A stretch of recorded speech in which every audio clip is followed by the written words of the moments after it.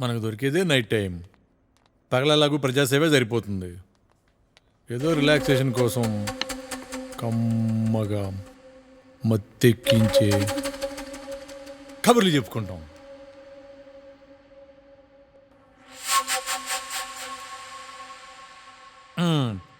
ఇంకేంటి ఆ కబుర్లో? ఎందుకురా ఇదంతా చేసావు? సున్ను ఎందుకు చంపించావు? సునందనేంట్రా, తన పేరెంట్స్ని కూడా నేనే చంపించా. యాక్సిడెంట్ అని నమ్మించా. ఇది నిన్న మొన్నటి పగ కాదు, చిన్నప్పటి నుంచి నాతోనే పెరుగుతున్న పగ. వాళ్ళ పతనం కోసం ఎదురు చూసా, పథకం ప్రకారం చంపేశా. నన్ను చంపాలన్న కసి నీలో 3 నెలల క్రితమే మొదలైంది, కానీ నాలో 20 ఏళ్ల క్రితమే మొదలైంది. మా నాన్నకు చేసిన ద్రోహానికి ఇది చాలా చిన్న శిక్ష. 7 ఏళ్ల వయసులో తండ్రి చనిపోతే ఆ బాధ ఎలా ఉంటుందో తెలుసా నీకో?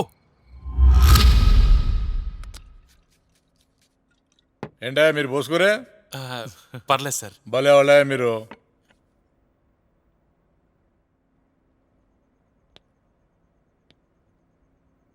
సార్, ఆ కార్పొరేటర్ మిమ్మల్ని కలుస్తానంటున్నాడు, ఏమంటారు? ఈడియట్!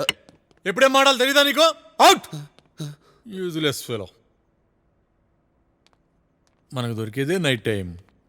పగలలాಗೂ ప్రజాసేవే సరిపోతుంది. ఏదో రిలాక్సేషన్ కోసం కమ్మగా మత్తెక్కించే కబుర్లు చెప్పుకుంటాం.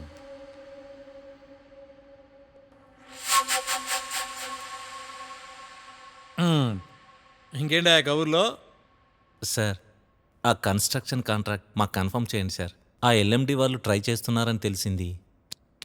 కొంచెం ఆగు సార్. నేనే ఆలోచించి చెప్తా. ఏమండి, మీకు ఫోన్ వచ్చింది. సార్ ఇప్పుడే వస్తానండి. చూడు మారుతీరావు, ఆ కాంట్రాక్టు ఇక్కడ దాకా వచ్చి మందు అవుతున్నానంటే ఒక రకంగా ఆ కాంట్రాక్ట్ మీకు ఇచ్చినట్టే. కానీ నాకేంటి లాభం? ఏం కావాలి సార్? సార్, 10 రోజుల క్రితం దాన్ని చూసినప్పటి నుంచి ఒక రకంగా పిచ్చెక్కుతుందయ్యా. 10 మంది దగ్గరికి వెళ్ళినా అదే గుర్తొస్తుందయ్యా. దానమ్మ చివరికి మా ఇంటి దాని దగ్గరికి వెళ్ళినా అదే గుర్తొస్తుందయ్యా. ఇదిగో చూడు, ఈ బోడి కాంట్రాక్టర్లు ఈ చిన్న బతుకులతో ఎన్నాళ్ళు ఉంటావయ్యా? ఆ పిల్లని నాకు సెట్ చేయి, నీ లైఫ్ నేను సెట్ చేస్తా.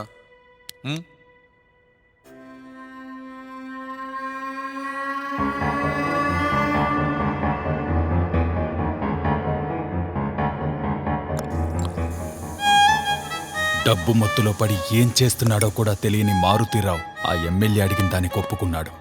ఆ రోజు మా అమ్మా నాన్నకి మత్తు మందిచ్చి గుంట నక్కలా కాచుకుని ఉన్న మిత్రద్రోహి మారుతీరావు మా అమ్మని ఆ ఎమ్మెల్యే పక్కలో పడుకోబెట్టాడు. ఏ కొడుకు తట్టుకోలేని సంఘటన్ని నాకెదురయ్యేలా చేశాడు.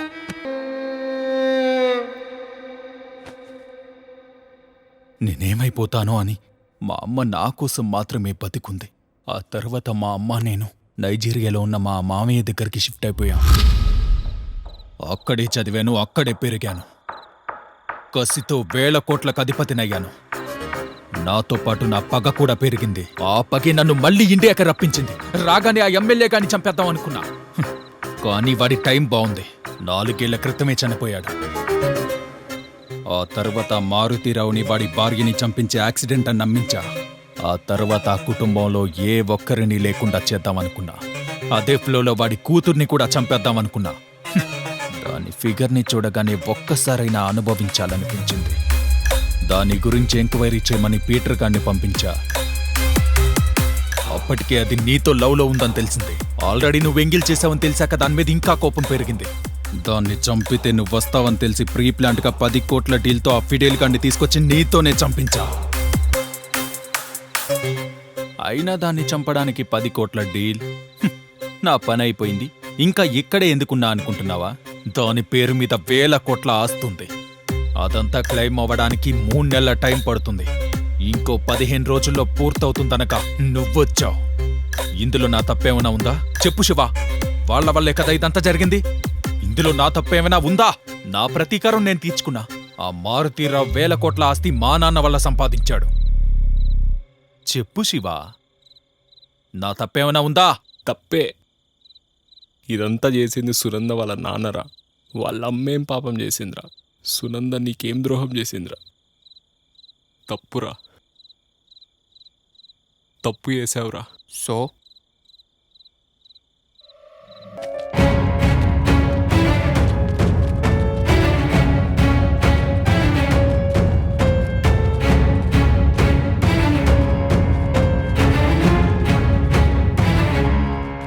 హలో అంకుల్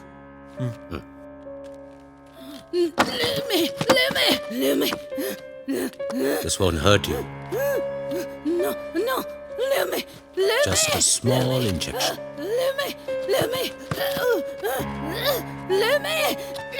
చిన్న పట్టుకోండి. Don't cry. This is not going to hurt you. Easy, easy. Relax, relax. Relaxed. That's relaxed. That. Oh. It's over. That's all. Shh. What is your name? Esma, Where are you from? Nigeria. What do you do? I'm working as a PA for Abhishek Chowdhury, Group of Companies Chairman. Where? Nigeria. Why did you come to India? To kill Whom? Sunanda.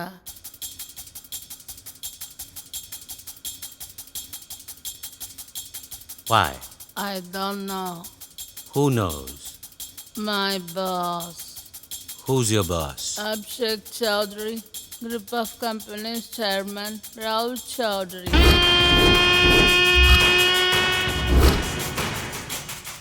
Where is he now? Gandhi Pet Farmhouse.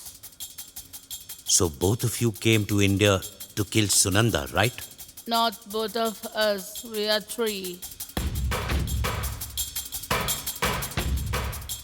Who's the third person? Fidel. Who's Fidel? Fidel is a very dangerous person in Nigeria. If he wants to kill, he can kill anyone in the world. Till now, he's killed 59 members. No one dares to touch his shadow. Even the day the Sunanda died, he was there only.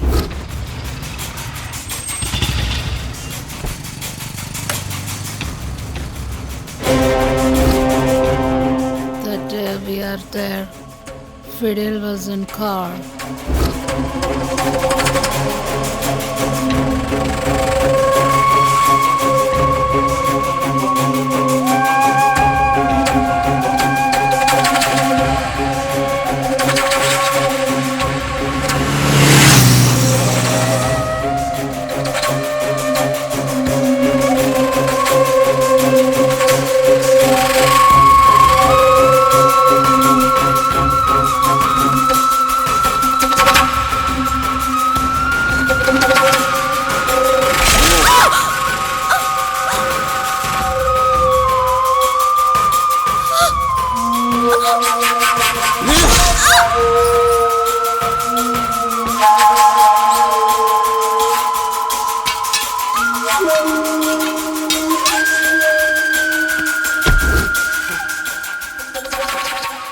He made over almost 10 crore deal.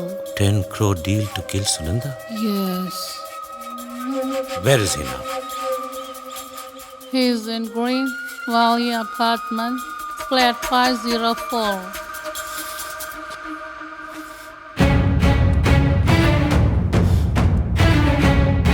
Sir ఆ ఫిడెల్ని రాహుల్ని వదలండి sir. Shiva, understand this. That Fidel is a very dangerous person. వాడిని చంపడం అంత easy కాదు. వాడిని నేరుగా చంపడం నీకే ప్రమాదం. బలవంతమైన సుగ్రీవుడన్నయ్య వాలిని రాముడు ఎంత తెలివితో చంపాడో అంతకంటే తెలివితో వాడిని చంపాలి. చిన్న, I have some work to do. You guys handle this.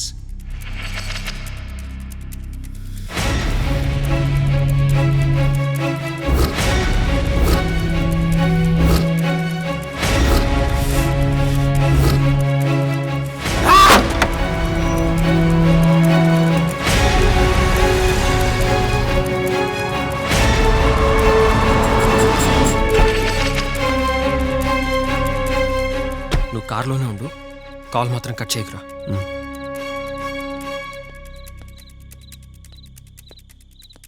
ఎవరు సార్? ఎవరు కావాలి? ఫిడేల్ గారి కోసం వచ్చాను, రమ్మని చెప్పారు. ఫిడేల్ సార్ ఇప్పుడే కిందకు వచ్చారే. ఇక్కడే ఇక్కడ చూశాను. అదిగోండి సార్, అక్కడ ఉన్నారు.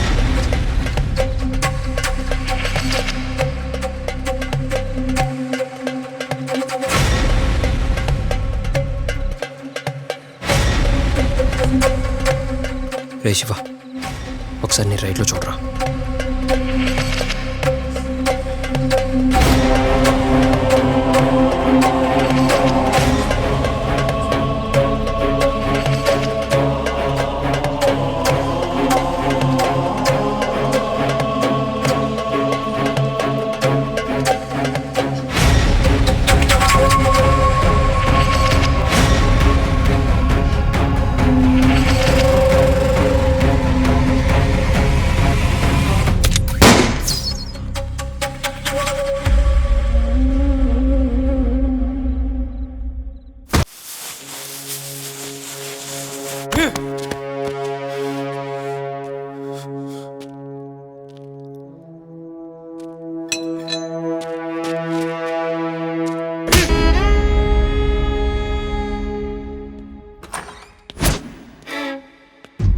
Who are you?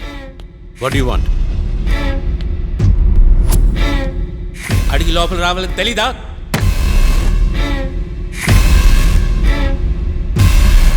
ఎవరు మీరందరూ? ఎవరు? What you want?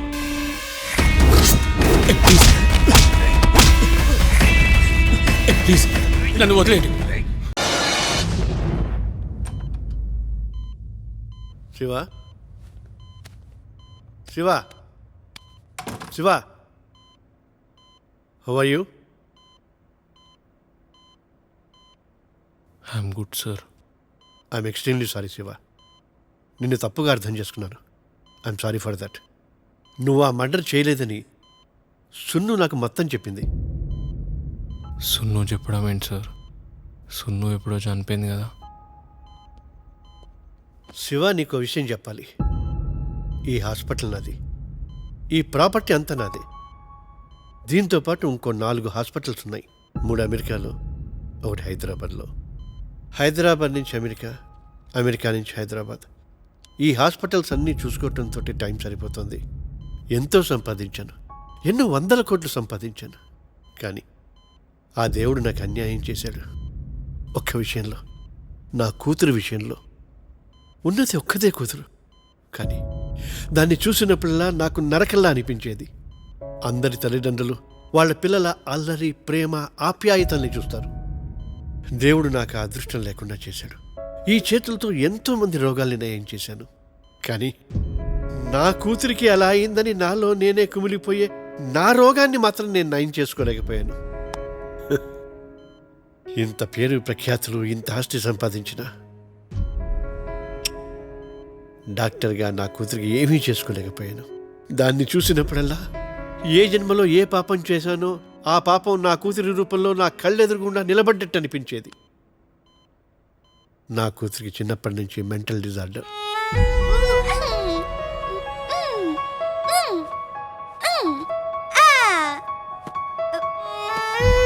ఇంత పెద్ద డాక్టర్ని అయ్యుండి తనకి ఏమీ చేయలేకపోయాను. Brain function comes from nature. Nature means God. అందుకే ఆ దేవుడికే వదిలేశాను.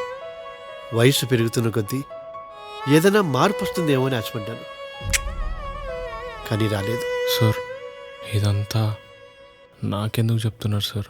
Now coming to the point. Shiva, ఆ రోజు నువ్వు తనని నరికేసిన తర్వాత నిన్ను పోలీసులు తీసుకెళ్లారు. ఆ తర్వాత అక్కడ ఉన్నవాళ్ళు సున్ను కొన ప్రాణంతో ఉండటం గమనించి ఈ హాస్పిటల్కి తీసుకొచ్చారు. సున్నుని ఆ పరిస్థితుల్లో చూసి నేను షాక్ అయ్యాను.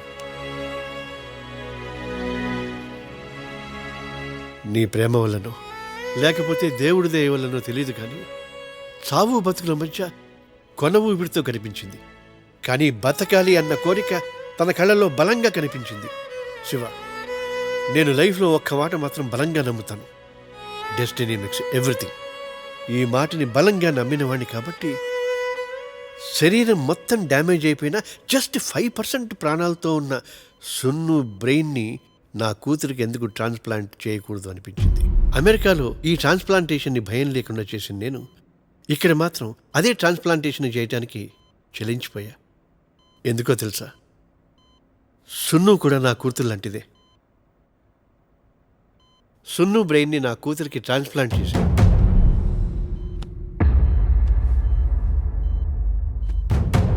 అఫ్ కోర్స్ ఈ బ్రాంచ్లో ఫారిన్ డాక్టర్స్ ఉండటం వల్లే అది సాధ్యమైంది. ఈ ట్రాన్స్ప్లాంటేషన్ జరిగిన తర్వాత రెస్ట్ చాలా అవసరం. అంతా క్యూర్ అయిపోయిన తర్వాత నా కూతురు నాతోటే ఉంటుందనుకున్నాను. కానీ నీకోసం నిన్ను వెతుక్కుంటూ వచ్చేసింది.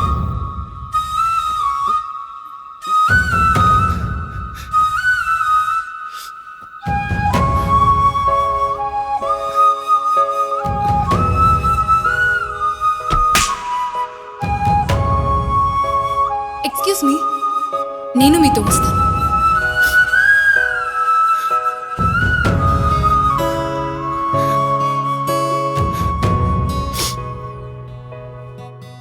ఎక్కడ సార్ నా సున్ను?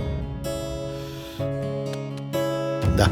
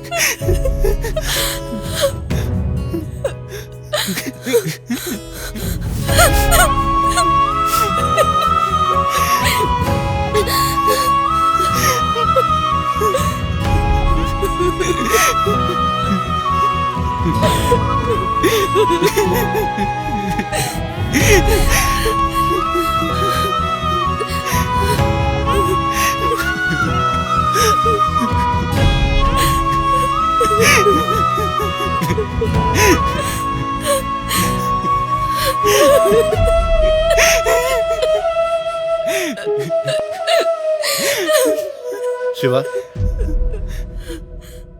కమిషనర్ నా ఫ్రెండే. నేను జరిగిందంతా అతనికి చెప్తాను. You don't worry. ఇక నుంచి నా మాన్విత నీ సున్ను. మీరు మాత్రం హ్యాపీగా లైఫ్ ఎంజాయ్ చేయండి. All the best.